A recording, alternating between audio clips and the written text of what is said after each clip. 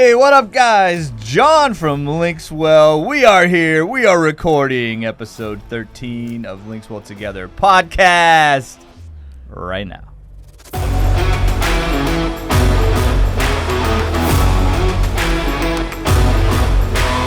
All right, guys. Unlucky 13. I don't know why 13 got a bad racket. It's all because of the movies. You think so? Was it Friday the 13th with Freddy Cougar? That's all that was. I wonder. I mean, it's not Friday. We're not recording on Friday. And it's not only that. Launching on Friday. Buildings also supposedly don't have a 13th floor. Yeah, I know. That's what I'm saying. Like, so it's not just us, huh? I can't think a movie would have that much of an effect. Why did the 13th get such a bad rap? I don't know, man. That's a good, someone can tell us. I don't know.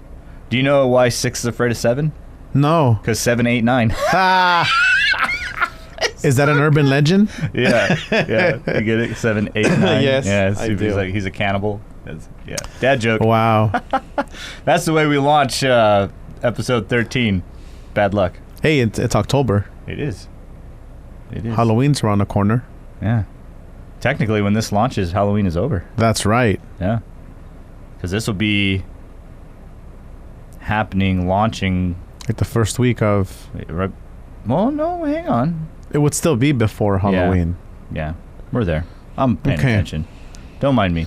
Listen, John's already playing for 2025. He's 24 for him is... It's over. Yeah. It's done.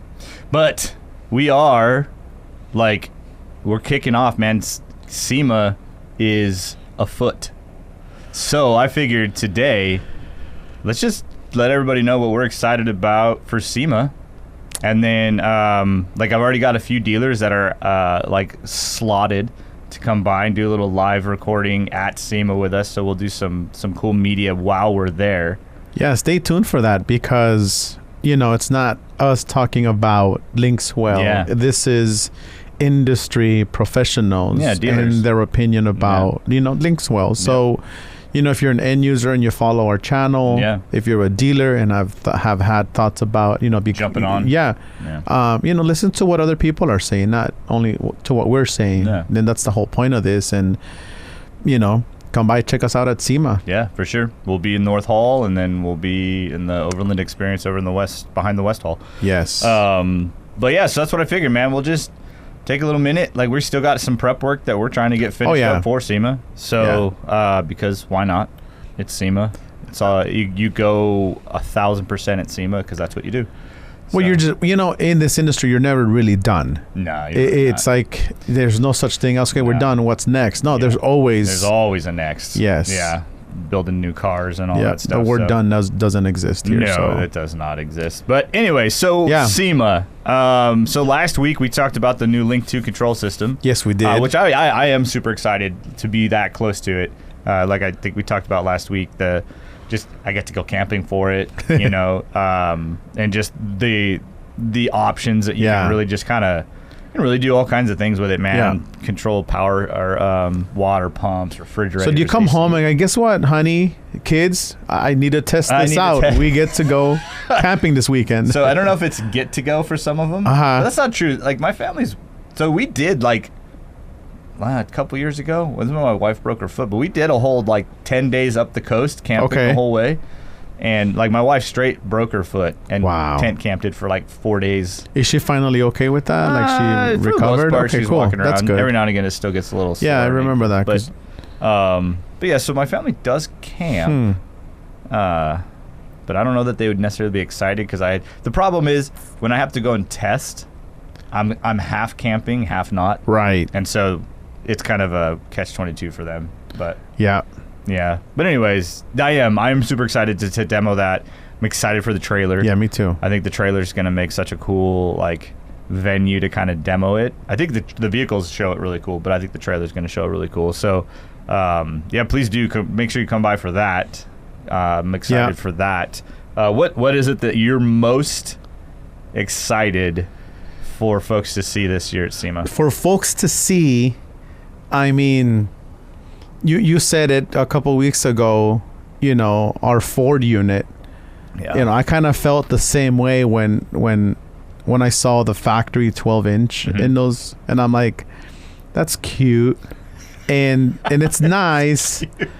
But even you're just giving people a bigger screen. You're still not giving them more than what you would had you not put a large screen in your dash. Yeah. So it's nice that they're getting a bigger screen, but they're still not getting more. Yeah. Whereas when you talk about an aftermarket application, you're getting so much more. Yeah, you're opening it up. We're not locking you out. And I remember being, in the field with the engineering team and that dash taken apart. I'm like, oh my gosh, look at all these real estate here. You know what you can put in here? Oh man, it's cool that they're making these dashboards taller, bigger, wider because it just opens up more room. Yep.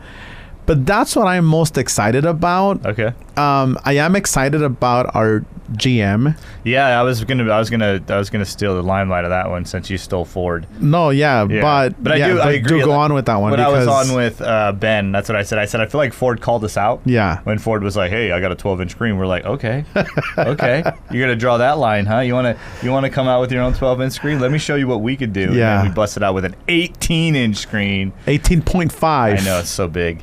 I mean, every inch matters. Yeah, so not wrong. Every point inch. Exactly. Yeah. So that one's super cool. That's our biggest screen yet. It really is. Yeah. I mean, we were excited about the XL when we hit 15.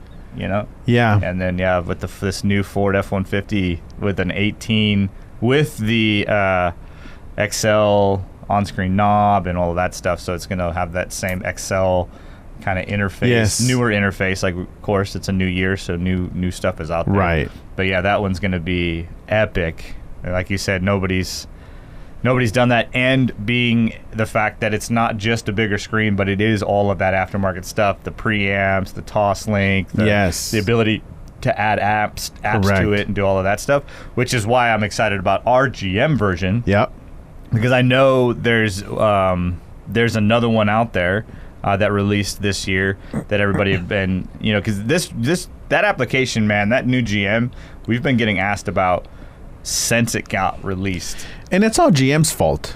Because what a crappy screen they put in there. And then they switched all of their data to add LAN bus into it, which there was just no chips on the market that could manage it. And so it made, like, we were at, I think I said this on video somewhere, but when we were at Off-Road Expo and I was hanging out with the guys from Edelbrock. Oh, that's right. And Edelbrock was just like within like the month able to release a supercharger for the GM for the same reason because of the data. So for a company as huge as Edelbrock to struggle, and their interface to the system is much less than us because they're just trying to get into the engine side of things. It's not dealing with, like, we're dealing with everything on our side of things. So for a company like that to struggle, it gave me a little validation of how hard it is. But I'm excited because we're going to bring something to the market for the Silverado that is a genuine aftermarket radio and not limited by factory limitations. Yes. I mean, and look, and I get it. A lot of these YouTube content creators that have came out with and talked about what's out there now.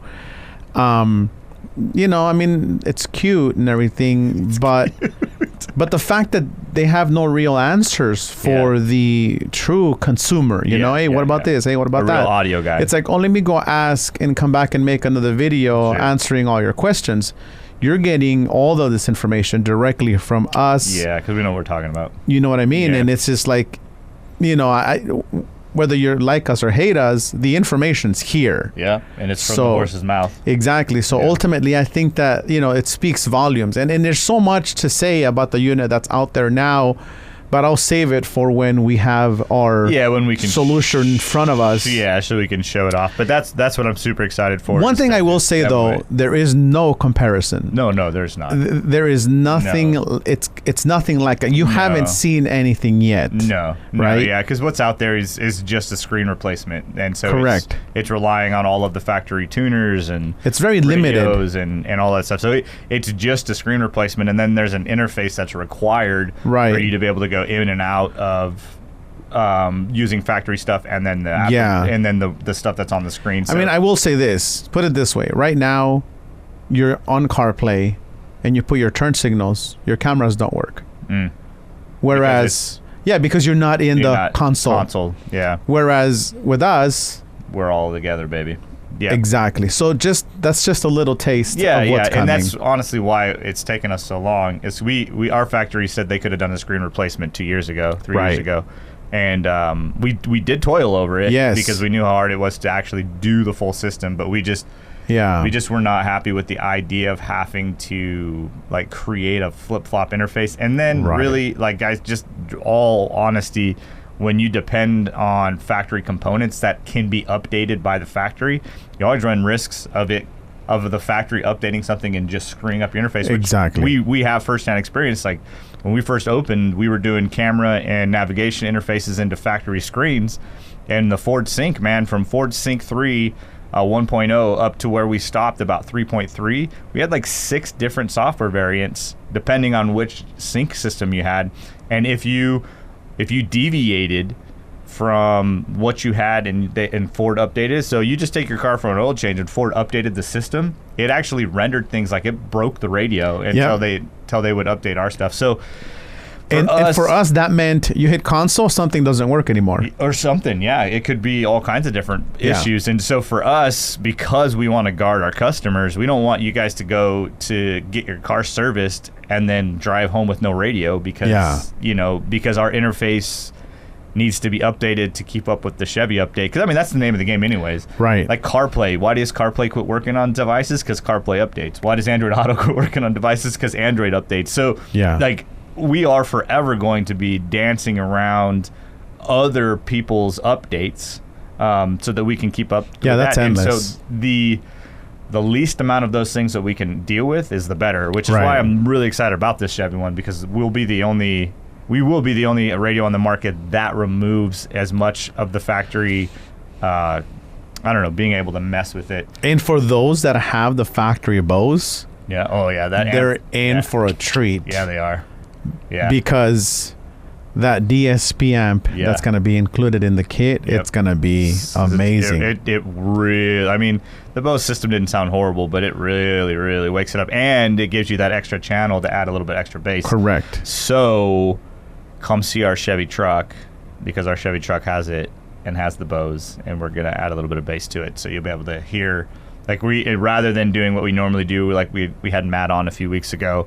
Usually we hit up Kicker, we get all this Kicker gear, and so it feels sacrilegious right now. I was going to mention that. Yeah, that we're not doing that to our GM because the GM is actually, after SEMA, it's going to hit the road with all of our reps, and we want people to be able to like experience like what it can do. Yes. So we're keeping all of the Bose speakers, and we're just going to add our DSP and a subwoofer so we can demo like how you can make a smoke and sound system. I was gonna tell Matt that day that we had him on. I'm like, I'm a little bummed because we don't get to put Kicker speakers in our Chevy truck because we're trying to keep the Bose speakers in there so we can demo. But we will be adding a Kicker sub in there. Yes, we will. Yeah. So it could get some bass to it, and then of course, Kicker's going to be in our trailer that we're building for the to demo. And you know what, guys? Don't be fooled, because you might see 3 different brands out there right now. Mm-hmm. It's all the same factory. Yeah. No. It's just that, these manufacturers or these companies, I don't want to say manufacturers, they're not making it themselves, no, they're right? buying. These companies know that there's a need in the market, and that's the only thing that they have right now. So, which is like one thing we've talked about for years that sets LinksWell apart from all these other like-minded radios is most of those radios under different brands are coming out of the same factory, right? With different GUI or whatever on it. But us, we are 100% our own. We have our own engineers. We have our own factory. We have our own guys here. So we will not release something that is mass released otherwhere. I mean, there are certain things like bezels and stuff like that we'll buy like a similar bezel, but all of the components are different.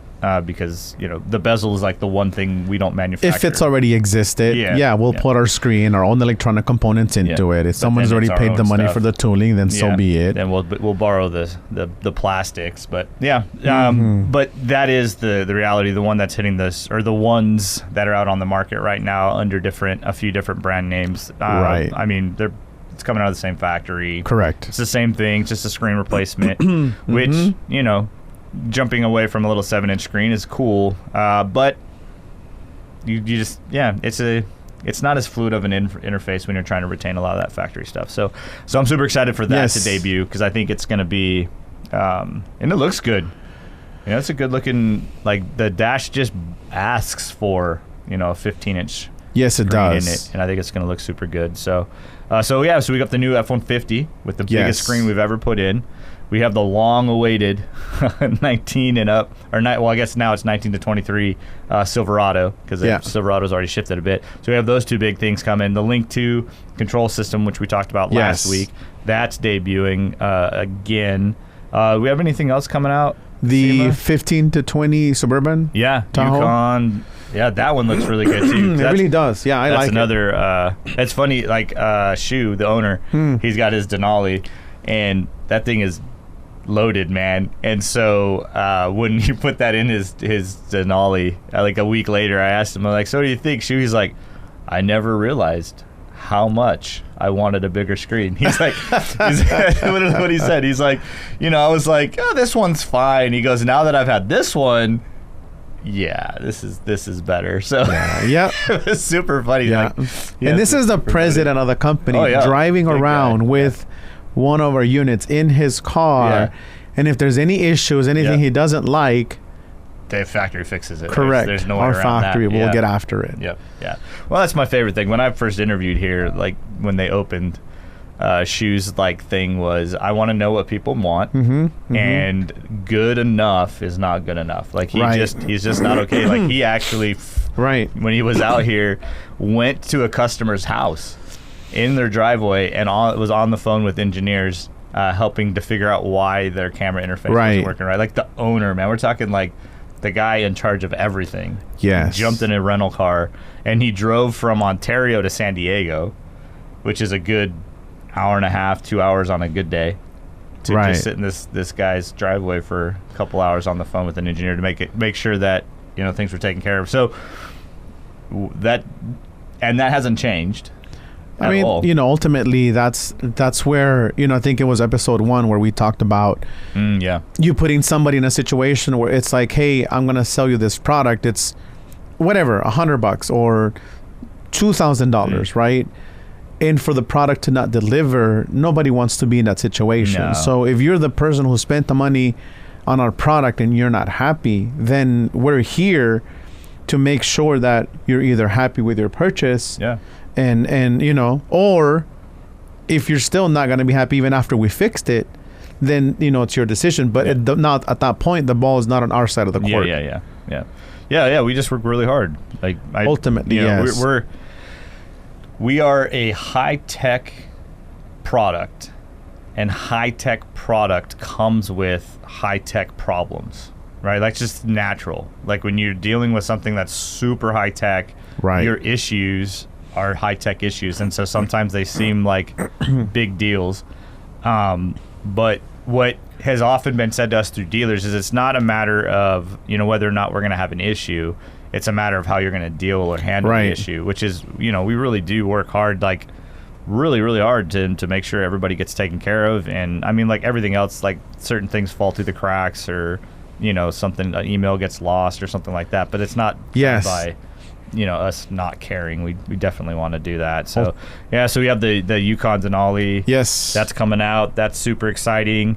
We have some new Universal things coming out. So we've been working on a single DIN chassis with a removable screen, so the screen can mount to the chassis and slide in like a floating screen, or you can LVDS extend it so you can put the chassis somewhere else for somebody that wants to build around it and build it in. And I believe we have 9, 10, 13, and 15 inch screen versions of that are supposed to be coming out. Yes. All of that stuff is just about here. So that's super exciting to show, because I mean, from day one, we've had a lot of the rat rod guys asking, hey man, how can you do this? Can you do this? Can you do this? So that's super exciting. I think our Universal XL is going to be an actual production part by SEMA. I think so too. Those should be in here any minute day, now. Yeah, we've been waiting on those to get here, so that'll be kind of cool for the guys that wanted to do something a little a little more custom. Yes, and with the big screen application. Yes. So, the Universal 15.6. Yep, that's going to be fun Single to show DIN off. chassis universal applications, the Suburbans, Tahoes, and Denalis, as well as the Chevy Silverado. Yep. New F-150. The biggest screen ever. Yes. Power control system. I'm excited about that one. Yeah, me too. Power control system. Me too. I can't wait. Like, every time someone gets in one of our vehicles with one of our radios, you know, even like I said, the 10-inch was like, wow, that's nice. And then the 12-inch, like, holy crap, that's big. And then you got the 15, you're like, what? Now just like 18? Like, man. Yeah, you know what? I mean, I'm excited about the Chevy Silverado radio because it's a new application. Yeah, it's the Chevy. People have been asking for that for a long time. Yeah.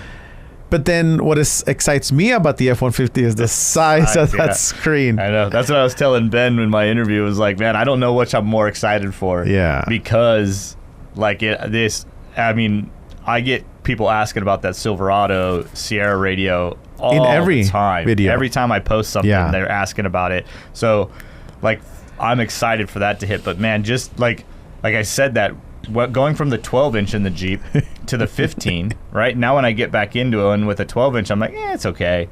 And that's 3 inches difference, I don't want to be spoiled. Yeah, and now there's about to be an 18-inch. Oh, my goodness. So, like, I feel like I got to spend not much time in the F-150 at SEMA because then I'm going to get into the Jeep and be like, it's only a 15-inch screen. You know, I don't want to ruin my joy by getting to experience 18-inch screen on that. So, yeah, so some fun things happen in the SEMA.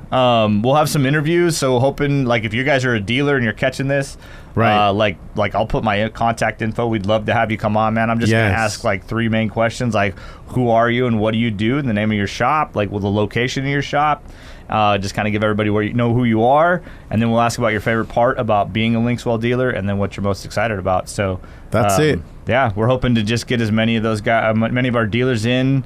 For a 5-10 minute interview, and we'll just pump all that stuff out to do our best to give anybody, like, that's the thing about SEMA is it's industry only, so you have a lot of car guys that just can't go and see what we do at SEMA, and so I was really hoping to get some, like, firsthand interviews. So if you guys can't make it to SEMA, you can firsthand testimonials. Yeah, you can kind of hear what folks have to say about our SEMA booth, but. You know, SEMA, man, we're there. We're kicking it. It's rocking and rolling. Yes. And, new things coming, man. So if you're coming to SEMA, make sure you come see us. If you aren't coming to SEMA, watch next week's episode with all of our interviews. And if you're not coming to SEMA and you are a dealer, let us know. We'll do that recording. Yeah. And you'll be part of our SEMA video release where you could say, hey, this is John. We're in Long Island. We are a LinksWell dealer. Come check us out, and we'll put your contact information up there. So let us know. Yeah. We'd love to get as many of our dealers in this as well. If you guys would love to come on an episode, we'd love to have guests on our episode. So I don't know. Email me, hit me up in the comments, something like that. Call me. Cool. Whatever. Well, man, we're gonna call it because we still got a bunch of stuff to do to finalize to be ready. For SEMA, and then we can take a break, maybe. I think SEMA's the last show of the year, but there you go, guys. Episode 13 is in the books. SEMA, cool things happening. 18-inch screen, new Chevy truck, lots of fun stuff. Don't forget to click the link, subscribe, join the giveaway because we are trying to give away a radio really, really hard. Just got to hit. I think we're down like 300 and something more subscribers. Yeah. And then we will give away that 13-inch double DIN. Yep. So there you go, guys. Thanks again. We will see you after SEMA next week. Let's go.